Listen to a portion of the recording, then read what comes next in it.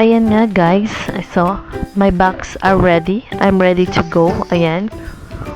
All my bags are ready. I'm ready to go. Ganon. Ayan, thank you naman sa inyong lahat dyan. At ngayon ang araw ng pag-alis ko dito sa Indonesia.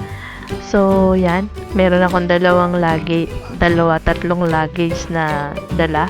Kasi nagbalot-balot na tayo. So, yung iba kong gamit, napauwi ko na ng Pilipinas. Yung iba naman is, ayan, nadala ko. And yung iba is, iniwan ko na. Siyempre din, magkakasya lahat. No? So, ayan. Ito na yung last sulyap ko. Last na pagkita ko sa company na pinag-stayan ko sa loob ng 11 months. So, diba? Nakakamiss din. And this is it. Mag-exit na tayo sa ating company dating pinasukan. Kita nyo po ang aking huling sulyap sa WSK. Ayan. I hope someday magkita-kita pa rin tayo. And thank you naman sa ating mga kuyang guard na palaging naka-smile pag pumapasok. Ganyan. Like sila smiling face yung mga yan, no? At saka napakababait, diba? Bye-bye WSK 18, diba? So, ito na. Nakalabas na tayo ng WSK. I hope na yung aking pupuntahan is maganda. At syempre, parehas na paligid, familiar naman ako sa lugar ng pupuntahan ko. So, I think naman magiging okay naman ako, diba? Magiging okay naman ako. And then, ayan na, papers ready and mag-exit na tayo sa toll gate. May ano ba yung feeling ng samut-sari? Yung nagmi-mix yung emotion mo na hindi mo alam kung nakakatuwa, nalulungkot. Syempre may maiiwan kang mga kasamahan mo na naging ka-close mo. Pero dahil nga nag-decide tayo na umalis, so ayan, panindigan natin, di ba? Ganun talaga ang mga buhay abroad.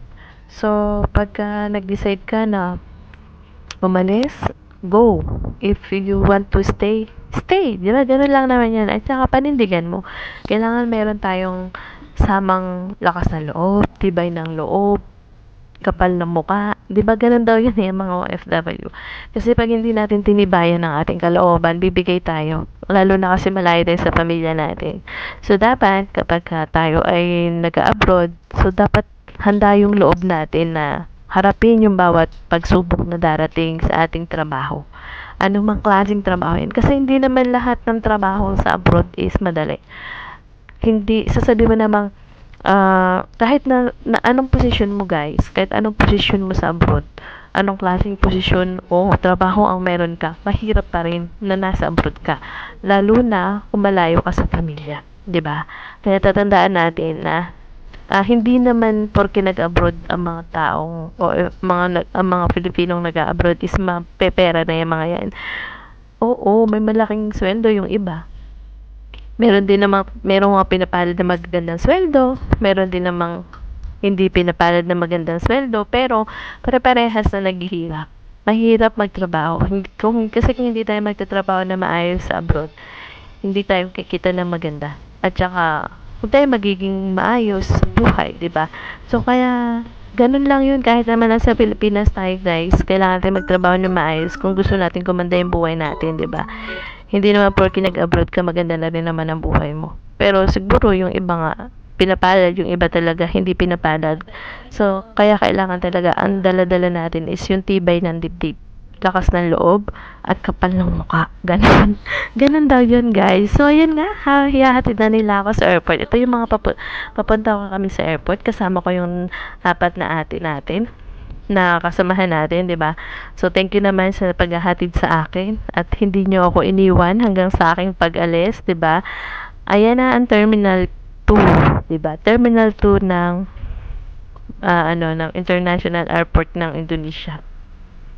Dito lang din 'yan sa may Jakarta, malapit sa may Jakarta. So ayan guys,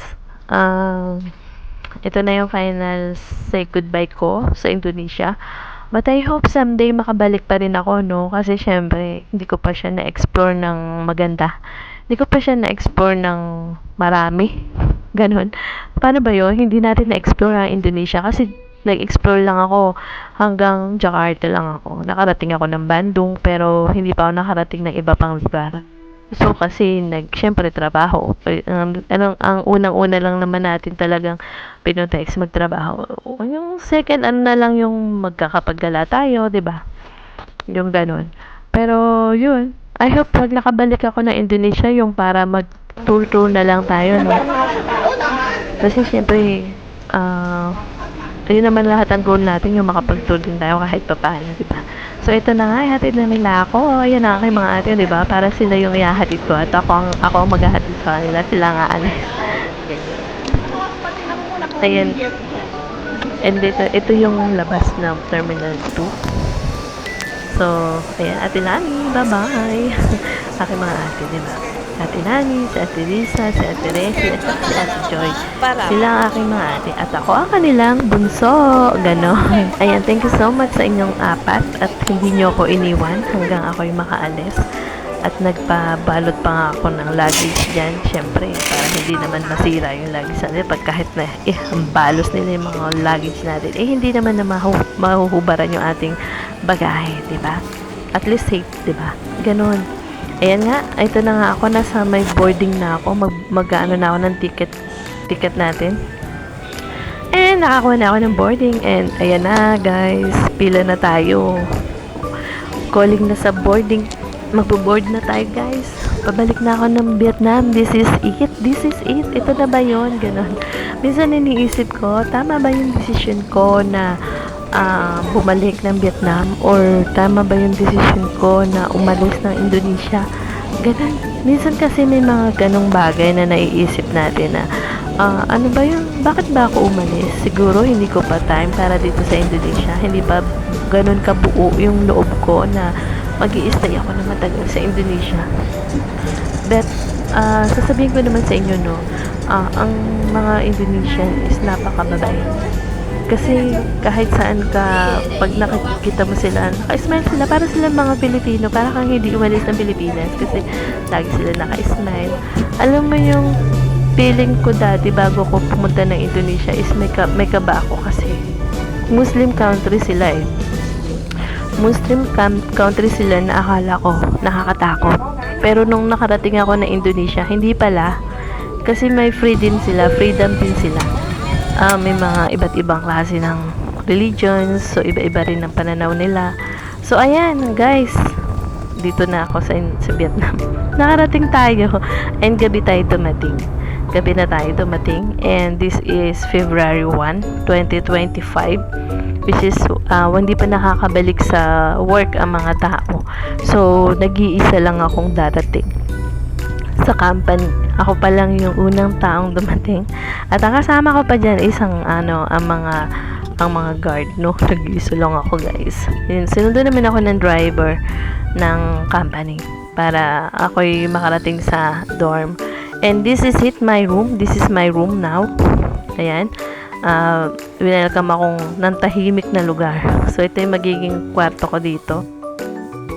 Ayan nga guys. So, kinabukasan, nagpunta naman ako ng BG, no? Para, syempre, maghanap tayo ng pwede nating mapakainan, no? Kasi, wala pa yung tao sa company. Ako pala mag-isa. So, I need to go at makapaghanap ng makakain ko.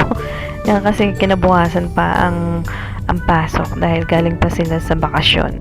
And this is it guys. Thank you for watching at I hope na na-enjoy nyo po ang aking small story from Indonesia to Vietnam. Bye guys!